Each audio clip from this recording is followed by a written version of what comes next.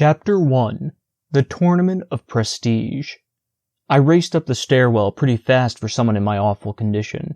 My empty backpack bounced on my shoulders, my feet landing just in front of the steps' worn, chipped edges. Sunlight leaked through the dusty windows at the top of each landing, enough to light my way to the decaying apartment building's 8th floor. The rest of the valuable objects better still be there. No way I was losing the Tournament of Prestige this year, and the VOs could be worth just enough prestige points to finally push my faction into the top spot. But if someone else found them while I was gone... At last, I made it to the 8th floor. My chest heaved as I sucked in breath, my burning legs threatening to crumple. You've got to be kidding me. The second door on the right lay wide open. My heart banged against my ribs, making it tough to breathe, as I crept to the door as quietly as only I could. I peeked inside the room. My gut clenched, even though I'd seen it coming. A boy about half my size, taller than average with good-sized muscles, stood in front of the old wooden cabinets on the left side of the room. He had blotchy dark gray skin, so was about 16 years old like me. His back looked a little crooked, like his spine wasn't quite aligned right. Mine was probably in similar shape. Even from the doorway, I could see through the cabinet door's inlaid glass. Empty except for one measly glass bottle. Sure enough, the boy started to turn away from them. I jerked my head back into the hallway, then peered back in.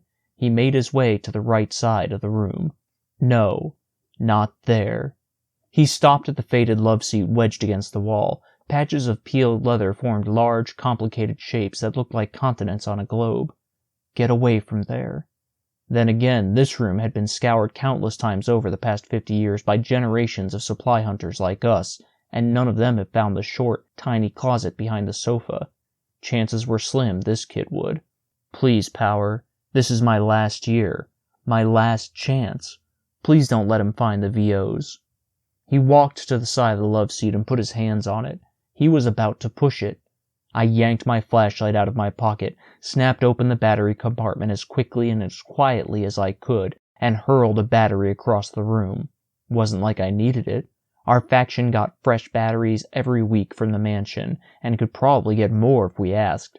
The battery smacked the back wall by the open window. I felt a light breeze, even from where I stood by the door, and hit the floor with a thud. The boy stopped pushing the sofa. Thankfully, he'd only moved it a couple of inches, not enough to reveal any of the closet. What the? He watched the battery roll across the wooden floor a bit and stay still. He walked toward it. Yes. He picked it up and headed toward the window, his back to me. Probably thought someone had thrown the battery through it. I crept toward the sofa as quietly as I could, so there was no chance the kid could hear me. Few people had feet as soundless as Gorin of Faction 235. I navigated around the squeaky floorboards. Good thing I'd memorized them during my first 2 trips to this room, after I'd found the jackpot of a closet this morning. Never could be too careful or prepared for a situation like this. Every VO counted, especially ones worth as many prestige points as DVDs.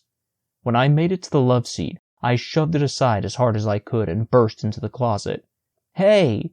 The boy cried as I lifted the lid of the plastic blue bin inside and started to stuff the last of the whopping stash, a stack of plastic DVD cases coated in thick dust, into my backpack. Not sure exactly what they were, or what they did in the old world. Us supply hunters weren't trained to know stuff like that, annoyingly enough, though I'd give all my limbs to be given one hint. My feet shuffled toward me. Get your filthy paws off those. They're mine. I turned my head toward the boy.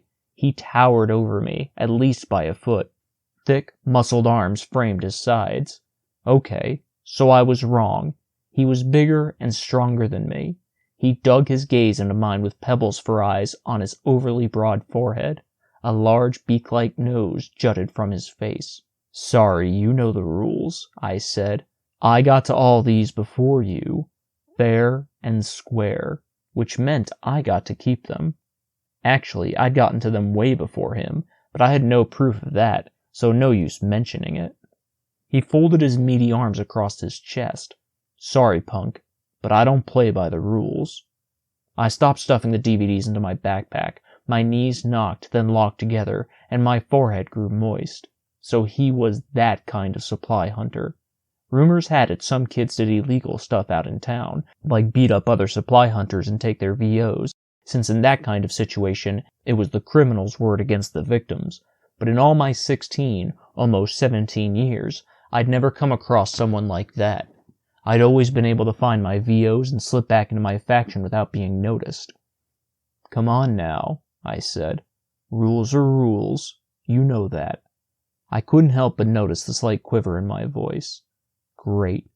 So please, if you could just move aside, please." Did I have to say please twice like a complete idiot?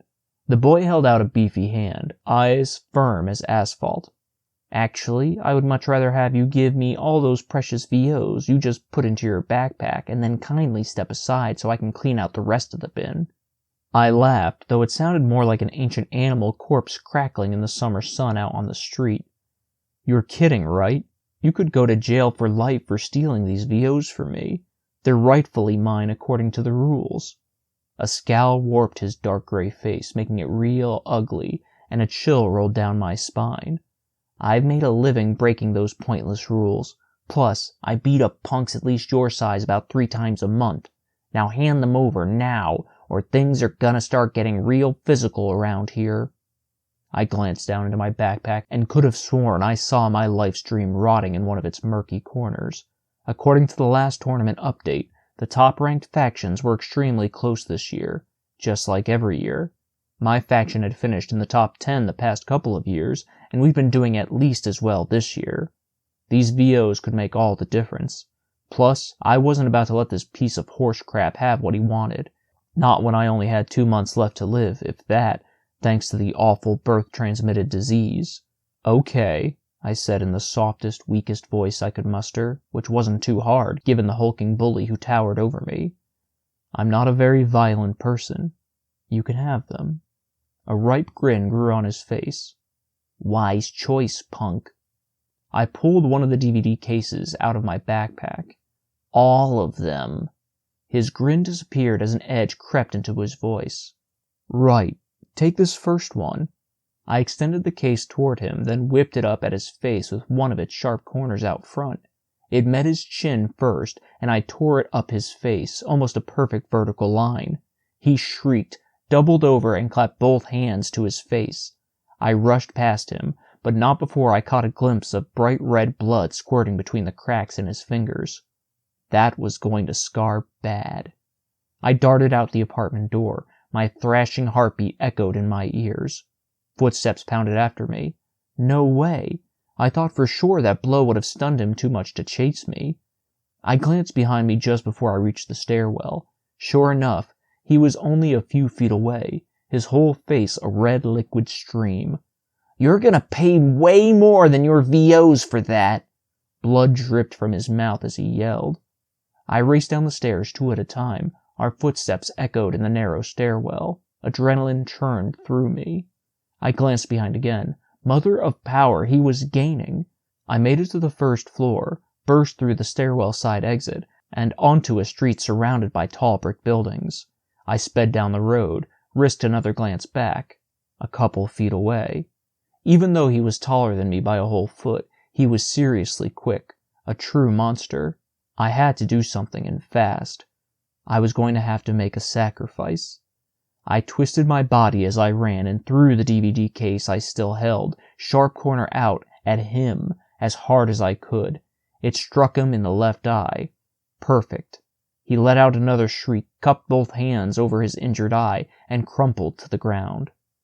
I looked at the sky, a slow smile working its way onto my face, but I didn't stop, kept barreling ahead. I glanced back one last time before I turned onto Route 240. He still lay on the ground, both hands over his eye. I'd escaped. Thank power I'd escaped. Sure, it'd cost me a priceless VO, but since I'd gotten all the other VOs in that gold mine of a closet, not to mention was still in one piece myself, I was in pretty good shape, all things considered. My lungs threatened to shrivel into themselves, so I slowed to a walk. I navigated around Route 240's countless massive potholes and patches of weeds that poked up through it. Crumbling stone and wooden buildings lined the sides of the street. Same with the occasional flimsy metal sign, which either jutted far off to one side where it had been totally removed and lay next to the ruptured gap in the earth where it used to be entrenched. Remnants of the old world. I'd love to see how everything looked back then, when it was all still in good shape, and everything was in its rightful spot. Probably a lot cheerier than the dump it was now, but obviously there was no way to turn back time. Breath still gushed from my mouth after 20 minutes. I shook my head. I shouldn't be this tired. Even though I'd raced up and down those apartment stairs 3 times today, not to mention just escaped a raging bully of a supply hunter, the terrible disease kept sapping more and more of my strength away every day, and it would keep up the horrific tradition until it'd finally get me around my 17th birthday. What an awesome way to go out. I fast walked north toward my faction. Might as well put as much distance between me and the bully as possible. I didn't spot any other supply hunters along the way, but it was a bit early to be going home. Even though it was the last day of this year's tournament, I'd had enough excitement, and I'd made a priceless find.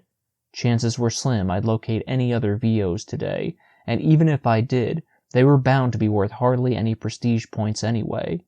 I deserved to turn in early.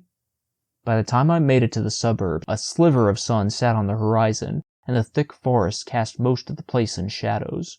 The late fall chill bit into me now that I'd been walking for a while. I turned onto my faction's cul-de-sac. My house loomed in front of me at the end.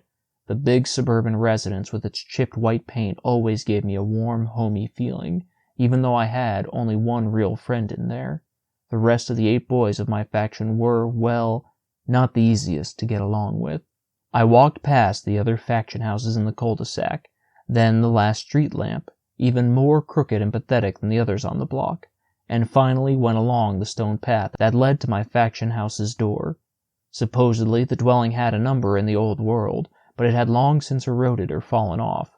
Now my faction's large black number, 235, had been spray-painted on the side of the structure. So charming. I went inside and headed to the living room, where heat roared from the fireplace. It seeped into me and warmed my bones. I grabbed one of the tree-branch torches that leaned against the wall and thrust the end into the fire. The pitch-drenched rag at the end of the stick blazed, helping to light the rest of the room. Like in most of the house's rooms, the wallpaper was peeling away in places, revealing small squares of naked white wall. A shoddy brown sofa sat in the middle of the area, next to a dilapidated wooden tea table that always looked like it had crumpled to the floor if anyone so much as breathed on it. Random patches of the sofa's exterior were missing, revealing yellow pieces of stuffing underneath. The sputtering torch lit my way to the garage, where I dumped the DVDs from my backpack into one of the large plastic bins by the door, the bin where I'd discarded the other VOs from the closet.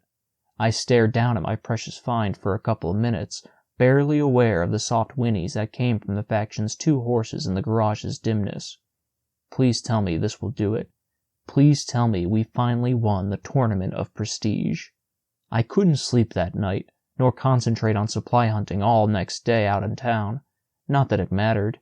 Yesterday was the last day that counted for this year's tournament, and by this time next year my body will have already been rotting for 10 months, 6 feet underground in the old world football field. I pushed aside that disturbing thought as I stuck to the dark alleys and shadowy areas, just to make sure I didn't run into the bully from yesterday, if he was even in good enough shape to be out hunting. I got home early again, grabbed a torch from the fireplace, and went to my room. I dropped my empty backpack on the faded wooden floor, which groaned in protest.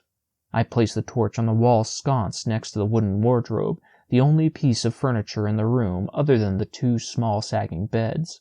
A bunch of lengthy, thin cracks splintered out along the walls, like the legs of a daddy-long-legs spider.